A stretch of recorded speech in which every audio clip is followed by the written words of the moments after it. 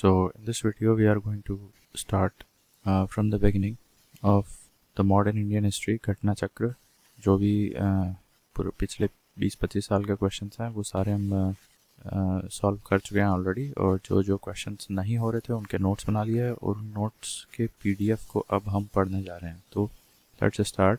सो Clive led both civilian as well as military reforms. Robert Clive की बात हो रही है यहाँ पे, और he led both civilian as well as military reforms.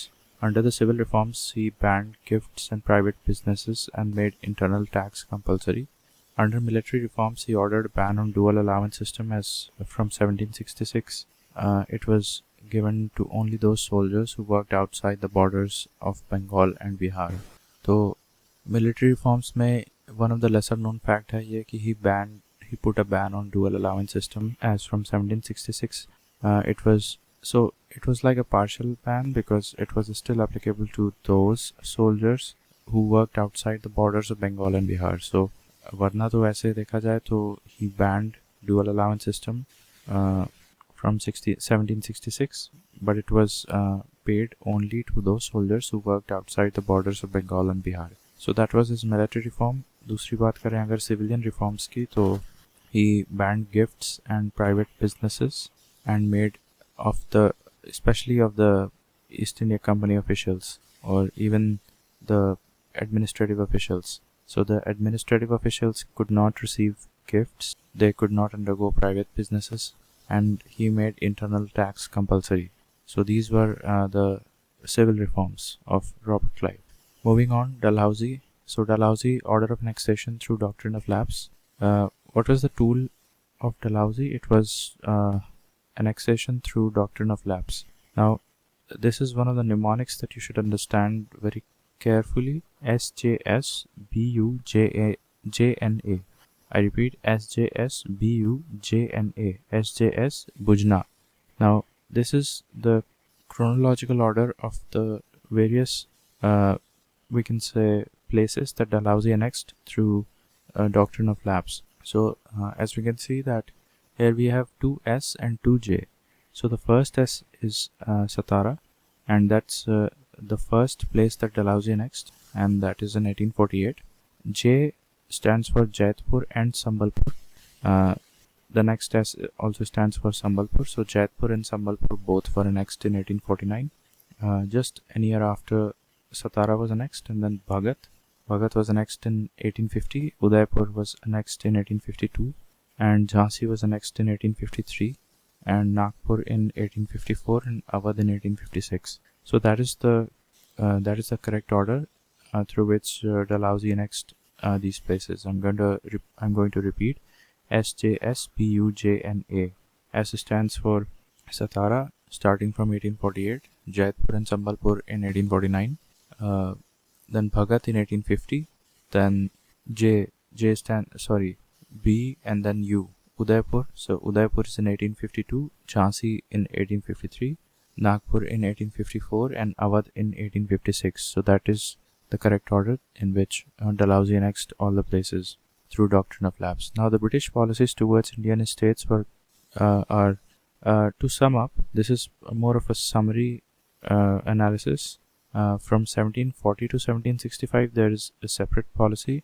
From 1765 to 1813 there is a separate policy, and then from 1813 to 1857 we can see a different policy, and from 1857 to 1935 there is a different policy, and then from finally 1935 to 1947 we have a different policy. So let's start from the backwards, that is from 1935 to 1947. The policy of equal union, that is from 1935 to 1947. Then from 1857 to 1935 that is subordinate union policy.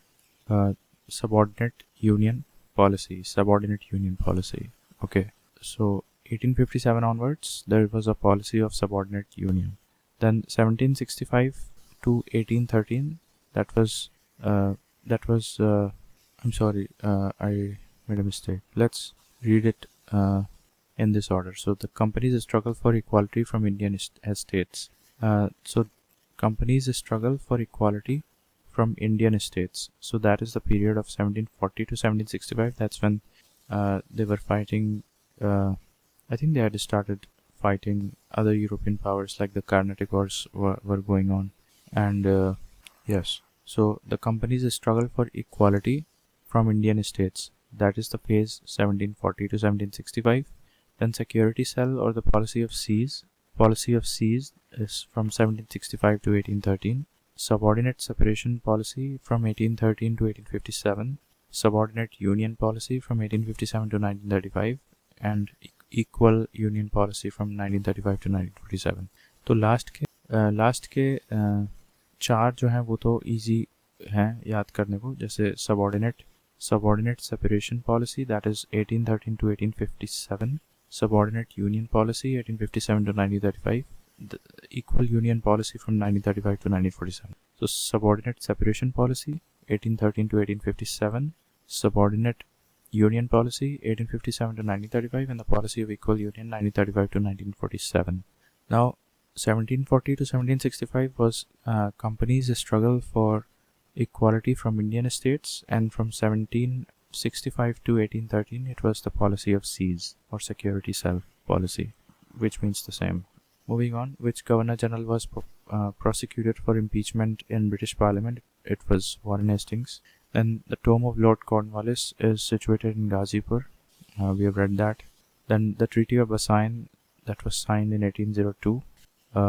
What is that treaty? So December 31st, 1802, between East India Company and Baji Rao II, the Maratha Peshwa of Pune after the Battle of Poona. In this treaty, Baji Rao II was restored as Peshwa with 60,000 English forces stationed in Pune for his protection, for which 26 lakh was to be paid to the East India Company by Baji Rao II. That is Treaty of Bassein. I'm going to tell that once again. The Treaty of Bassein was signed between Baji Rao II, the Peshwa of Maratha, and the East India Company in 1802. Basically, in this treaty, Baji Rao II was restored as the Peshwa with 60,000 English forces stationed in Pune for his protection, for which 26 lakh was to be paid to the East India Company. So it's more like Wellesley's subsidiary alliance. So that's Treaty of Bassein, 1802. Just remember this person's name and the date, 1802. Now, yes. Now, the first Maratha Sardar to accept Wellesley's subsidiary alliance was Peshwa Baji Rao II. That's we have covered just right above. An Indian ruler entering into subsidiary alliance with British had to accept British forces in his territory and also agree to pay for their maintenance. The ruler would accept a British resident in his estate. The Indian ruler would not enter into any further alliance with any other power. The ruler would not employ any other Europeans other than the British. In case of conflict with any other state, he would agree to the resolution decided by the British. In case of conflict with any other state, he would agree to the resolution decided by the British. The ruler would acknowledge the East India Company as the paramount power in India. If the Indian ruler failed to make payments under the alliance, part of his territory was to be taken away as a penalty. The Nizam of Hyderabad was the first to enter subsidiary alliance, followed by Awadh. So the right order of subsidiary alliance is HT mobs, which is Hyderabad and Tanjore, then Mysore, and then Awadh, then Bhosles, and then Sindhia. Now, it doesn't end there. We have Jodhpur, Jaipur, Macheri, Bundi, Bharatpur. So, yes, at least you should learn HT mobs. So, Hyderabad, Tanjore, Mysore, Awadh, and Bhosles and Sindhias. And then comes Jodhpur, Jaipur, Macheri, Bundi, and Bharatpur. So, जो ऊपर पढ़ा था हमने वो doctrine of lapse था, SJSBUJNA. So that was Dalhousie's doctrine of lapse का order था, और यहाँ पे वेलेस्लीज का सब्सिडरी अलायंस का जो ऑर्डर है वो ये दे रखा है. इसमें HT mobs, HTMOBS, Hyderabad, Tanjore, Mysore, Awadh, and Bhosles, then Sindhias, then Jodhpur, Jaipur, Macheri, Bundi, Bharatpur. So that is the right order of Wellesley's subsidiary alliance. The subsidiary alliance was not accepted by Holkars of Indore. That is one very isolated fact upon which a question can be made. So Holkars never accepted the subsidiary alliance. You should remember that. कौन कौन किया था? भोसलेज ने किया था और सिंधियाज ने किया था. ठीक है. Now Lord Wellesley moved to India in 1797, which was the darkest period of British. Napoleon had conquered Syria and Egypt and was seriously thinking of conquering India. In that condition, Wellesley used subsidiary alliance in India, which helped to establish sovereignty of British and fear of Napoleon was averted. मोटा मोटा यही याद रखना है कि जब Lord Wellesley आए थे तब ब्रिटिश एम्पायर का डार्केस्ट पीरियड चल रहा था because of whom? Because of Napoleon. So Napoleon had conquered Syria and Egypt and was seriously thinking of conquering India. इसलिए काफ़ी ख़तरनाक पीरियड चल रहा था ब्रिटिश गवर्नमेंट के लिए. 1797. Okay. Then the revolt of Vellore or Vellore Mutiny 1806 was a protest against interference in the social and religious practices of the Sepoys. The Sepoys unfurled the flag of ruler of Mysore. This revolt occurred during the regime of Governor General Sir George Barlow. So George Barlow के समय हुआ था Vellore Mutiny. यही आ सकता है इसमें और कोई important नहीं है. Now Anglo-Nepal War that was fought 1814 to 1816 under Lord Hastings ended in Treaty of Sagoli and British got Kumaon, Garhwal and Shimla districts. तो इस ट्रीटी के तहत British got Kumaon, Garhwal and Shimla districts. Anglo Nepal war हुई थी, treaty of Sugauli से ख़त्म हुई थी और कुमाऊं, गढ़वाल और शिमला मिल गया था ब्रिटिश गवर्नमेंट को. लॉर्ड हेस्टिंग्स किए थे 1814 से 1816 के बीच. Now the third Anglo Maratha war was fought 1817-1818 and that is also related to Lord Hastings, जो कि हम अभी ऊपर पढ़े हैं. After losing the War of Koregaon and Khirki, Peshwa Bajirao II finally surrendered in front of British in February 1818. While the Fourth Anglo-Mysore War was fought under Lord Wellesley, Battle of Buxar. So इसके बाद ठीक है. Fourth Anglo-Mysore War was fought under Lord Wellesley. ये कैसे हो सकता है? Please confirm that. You have to confirm that. Anyways, ये जो दो battles हैं, after losing the War of Koregaon and Khirki, Peshwa Bajirao II surrendered in front of British in February 1818. And I think that is the Fourth Anglo-Mysore War. तो उसमें तो Lord Hastings थे, तो फिर वेलेस्ली कहाँ से आ गया? Anyway, we will confirm that कि Fourth Anglo-Mysore War के समय गवर्नर जनरल कौन था. Now, Battle of Buxar 1764 was fought under the leadership of Hector Munro. ये भी एक नाम याद रखना है. Sir Thomas Munro was governor during 1820 to 27 in Madras, credited as the father of Rayatwari system, in which taxes from agricultural lands were directly collected from the ryots, started from Baramal district of Tamil Nadu. So 1820 to 27 he was the governor of Madras, Munro. And he is regarded as the father of Rayatwari system in India, in which taxes were directly collected from the ryots. Now William Bentinck ये took charge of Governor General in July 1828. He made effective efforts to abolish sati in 1829 infanticide and established peace in the country by ending the social evils. According to the wishes of the Court of Directors, he adopted a policy of neutrality towards the Indian states. Didn't interfere much into their customary practices, but later he annexed Mysore in 1831, followed by the state of Coorg and Cachar in 1834. So you must remember, William Bentinck came in 1828. He was initially not very much interested in conquests and didn't interfere in the Indians' traditional practices. He also put an end to practices like sati in 1829 and including infanticide, and then he adopted a policy of neutrality towards the Indian states, but later he annexed Mysore in 1831, Coorg and Cachar in 1834. So remember that. So in the 1835 under Bentinck, the campaign to suppress the thugs was done with the help of Colonel Sleeman. After 1837, the organized thugs came to an end.